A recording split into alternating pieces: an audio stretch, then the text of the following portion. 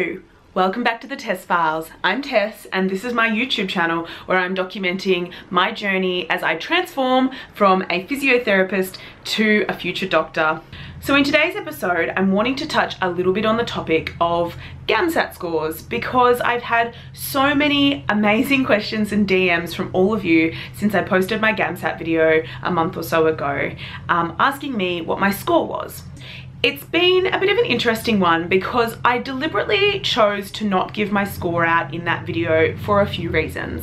But of course, it was to be expected that a lot of you were going to want to know what my score was, because when I was a pre-med and I was going through the GAMSAT wanting to get into med school, I was desperate for information about other people's scores, what they did to get in, what were the subjects they'd done, what were their extracurriculars that they'd done. Everything that there was to know about getting into med school, I needed to have that information. And so I completely understand why so many of you have asked me that question. So I feel like I owe it to you to explain why I would prefer to not share my score. I guess the first thing is that I truly believe that to get into med school, it is not about how intelligent you are. Obviously, there's a baseline level of intelligence required to sit the GAMSAT and to get into medical school and to be able to do the content. But I think a lot of what makes somebody a brilliant future doctor is who they are as a person and what makes them a good candidate overall. And my personal experience of my journey of getting into med school is that universities still really value you as a whole person, and they are looking for people who are well-rounded and have interests in lots of different areas and experience across a wide variety of different things. So for me, whilst the GAMSAT score was very important and integral, of course, for me getting into medical school, there's still other things to consider. So not only is the GAMSAT score important, but it's also your GPA from your undergraduate degree. And then also it can be other things depending on what university you're going to. So there's universities in Australia that consider portfolio applications as well, which look at you as a whole person. And then after that, if you get through that first stage, of course you have your interview. So I'm sure all of you have been doing a lot of research if you're trying to get into a medical degree. And as you well know, a lot of the medical schools in Australia are looking at slightly different things in all of their candidates. So many of them weight the GAMSAT, the GPA, the interview, the portfolio, all differently. And so what I would suggest to all of you out there who are doing your applications now is to really have a look at what your strengths are, what makes you a good candidate for medicine, and then go out and look in depth at all of those schools and find the school that is best targeted for you and your experience. For me, the University of Sydney was a perfect choice because I really believe they're looking for well-rounded candidates in the way that they go through their process, and particularly their interview process. And so that was the school that I really wanted to go to because I felt like not only did it suit me as a person, but that my application was going to be strongest at that school. And that school is going to vary for all of you. So if you're a person that has an amazing portfolio with heaps of volunteer work and heaps of experience in a wide range of fields, then going to one of the schools that has a portfolio is probably going to be really beneficial for you.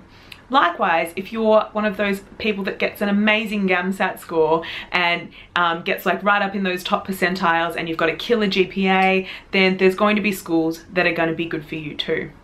And so I really wanted to steer away from sharing my GAMSAT score because much like our high school certificate scores, your score does not define you. It doesn't make you a better or worse person. I don't even believe that it reflects your intelligence. I believe that the GAMSAT is a really tricky exam where you've just got to really actually learn how to do the exam very well, and you've got to, you know, kind of play your cards right to get a good score.